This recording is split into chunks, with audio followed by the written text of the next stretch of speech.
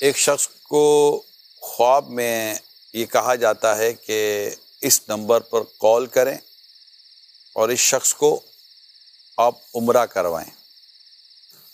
پہلی رات وہ خواب اگنور کر جاتا ہے، دوسری رات بھی اس کو فون نمبر دیا جاتا ہے اور اس شخص کا نام بتایا جاتا ہے کہ آپ اسے کال کریں اور اس کو عمرہ کروائیں۔ اس نے پھر بھی اتنی امپورٹنس نہیں دی۔ تیسری رات بھی یہی سیم خواب آتا، اس کو نمبر بھی یاد ہو گیا، نام بھی یاد ہو گیا۔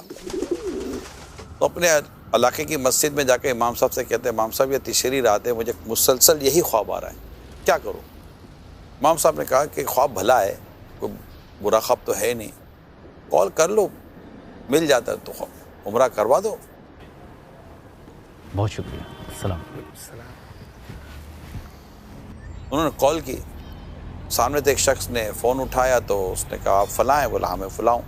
اس نے کہا بھائی جان میں آپ کو عمرہ کرانا چاہتا ہوں۔ بھائی آپ ہو کون؟ حقیقت یہ ہے کہ میں آپ کو نہیں جانتا اور آپ بھی مجھے نہیں جانتے، لیکن میں آپ کو عمرہ کرانا چاہتا ہوں۔ تو خواب نہیں بتا رہا۔ اگلا کہتا ہے کہ بھائی کیوں عمرہ کرانا چاہ رہے ہو، کون ہو، مجھے دیکھا بھی نہیں ہے۔ مجھے دیکھا نہیں ہے، دیکھو گے تو پھر بتانا۔ وہ بات کی بات ہے، بس آپ ہاں کہہ دو، خرچہ سب میں کروں گا، آپ نے بس عمرہ کرنا ہے۔ اچھا کروا دو بھائی، کہاں ملنا ہے؟ آپ کہاں پر رہتے ہو؟ بھائی میری رہائش تو محمود آباد 4 نمبر پر ہے، آپ شام میں وہاں پہ آ جاؤ، ملاقات ہو جائے گی۔ وقت اور مقام طے ہو گیا۔ السلام علیکم۔ ارے آئیے آئیے آئیے۔ وہ شخص پہنچا تو وہ جو خواب دیکھنے والا شخص تھا یہ تو دیکھ کر حیران ہو گیا کہ اچھا اس کے لیے خواب آیا ہے۔ ہوتا ہے کسی کے لیے خواب آیا تو وہ یوں ہوگا، ایسا نیک نظر آ رہا ہوگا، مگر یہ تو بیچارہ نمازی تک نہیں تھا۔ بھائی دیکھ لیا، اب عمرہ کروانا ہے، کرواؤ گے؟ جی آپ کو ہی کروائیں گے۔ بڑی مہربانی آپ کی۔ پھر اس کو عمرے کے لیے لے گئے،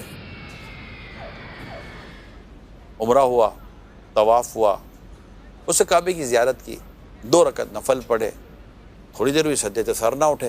جیسے ہی اس نے قریب جا کر اس کو ہلایا تو اس شخص کی روح کعبے شریف کے سامنے سجدے کی حالت میں اپنے جسم سے پرواز کر گئی تھی۔ کمال ہے، اس شخص کو بڑی حیرت ہوئی کہ یہ ہو کیا گیا۔ سمجھ آ رہی تھی کہ لگتا ہے کہ اس کے لیے یہی منظور تھا اور مجھے منتخب کیا گیا کہ میں اس کو یہاں تک لے آؤں، روح تو اس کی یہیں قبض ہونی تھی۔ خیر جب اس کے گھر سے رابطہ کیا گیا کہ یہ کیسا آدمی تھا، یعنی کیا کوئی سی بھلائی، کوئی سی نیکی جس نے اس کو یہاں تک پہنچا دیا، تو گھر والوں کی طرف سے پتہ یہ چلا کہ جیسا آپ دیکھتے تھے یہ تھا تو ویسا ہی جو آپ کو نظر آتا تھا، لیکن اس میں ایک عادت بہت اچھی تھی۔ یہ جب رات آتا تو اپنے گھر کے لیے کھانا لے کر آتا تھا، تو جب آتے تھے 2 تھیلیاں بناتے تھے، ایک گھر کے لیے اور ایک ہمارے پڑوسی کے لیے۔ ہمارے پڑوس میں جو خاتون رہتی تھی وہ بیوہ تھی، اس کے یتیم بچے تھے۔ تھیلی اٹھا لیجئے۔ یہ کیا کرتا کہ پہلے ان کا گھر آتا تو پہلے ان کے گھر کے باہر تھیلی رکھ کر صرف دروازہ بجا دیتا کہ تھیلی اٹھا لیجئے، اور پھر ہمارے گھر میں داخل ہو جاتا۔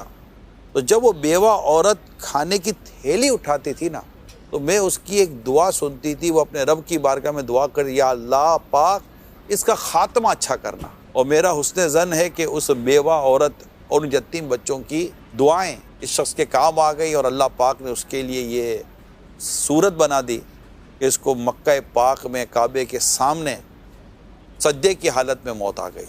اللہ۔ اچھا اس کی خوبی میں نے جو یہ پڑھی، واقعہ اتنا ہی تھا، مگر میں نے اس واقعے میں خوبی اور دیکھی کہ وہ شخص تھیلی رکھ کر چلا جاتا تھا، بے پردگی نہیں کرتا تھا، عورت کو بلا کر اس کو سامنے لا کر تھیلی نہیں دیتا تھا، جیسے ہمارے یہاں بعض اوقات پردے کی رعایت نہیں کی جاتی، تو اس سے باقاعدہ پردے کی رعایت بھی کی تھی۔ اور پھر ایک اور بات مجھے اس واقعے میں جو میں نے جو اپنے ایک سبق لینا ہوتا ہے یہ لیا کہ اس سے کسی کو بتایا بھی نہیں تھا۔ ایک تو چپ کر نیکی، اور نیکی کے ساتھ ساتھ اتنے شرعی تقاضوں کو پورا کر کے نیکی کرنا، مگر اللہ پاک نیکوکاروں کا اجر ضائع نہیں فرماتا۔